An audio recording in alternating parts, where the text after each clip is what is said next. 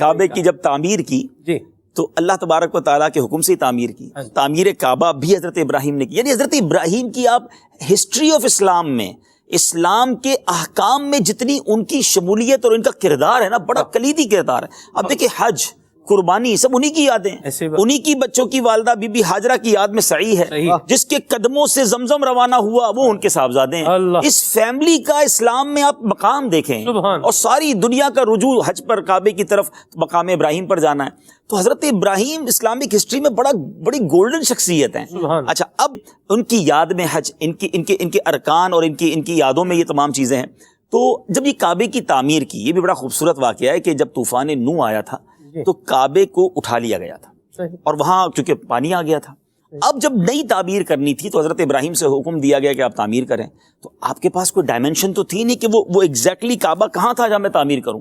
تو ایک بادل بھیجا گیا، جس بادل نے حضرت ابراہیم علیہ السلام کو گویا گائیڈ کیا، اور وہ بادل کے سائے میں، یعنی اتنے ہی جگہ پر سایہ آیا بادل کا کہ جہاں کعبہ آج تعمیر ہونا تھا. آپ نے تعمیر کی، تعمیر بھی ہو گئی. لیکن آپ سوچیں کہ اس وقت تو کوئی نہیں تھا نا، پہاڑی علاقہ تھا. تو حکم ہوا کہ ابراہیم اب لوگوں کو حج کے لیے بلاؤ. مولا میری آواز کہاں تک پہنچے گی لوگوں تک؟ بے لکو دیا صحرا ہے اور پہاڑ ہیں، اور آج بھی آپ دیکھیں تو مکہ شریف یوں تو پہاڑی علاقہ اور صحرائی علاقہ ہے. رب نے جو ارشاد فرمایا ابراہیم ندا دینا تمہارا کام ہے، پہنچانا ہمارا کام ہے. آپ جبل ابو قبیس پہ چڑھ گئے اور لوگوں کو حج کے لیے بلایا. احادیث میں یہ مضمون ہے کہ وہ آواز دنیا کے کونے کونے میں پہنچی.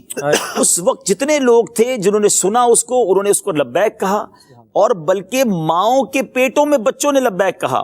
جو بچے ماں کے پیٹ میں نہیں تھے، والد کی پشت میں تھے، یعنی ابھی شادی نہیں ہوئی تھی ان نوجوانوں کی، ان کی پشت میں لوگوں نے جواب دیا. عالم ارواح نے، روحوں نے جواب دیا.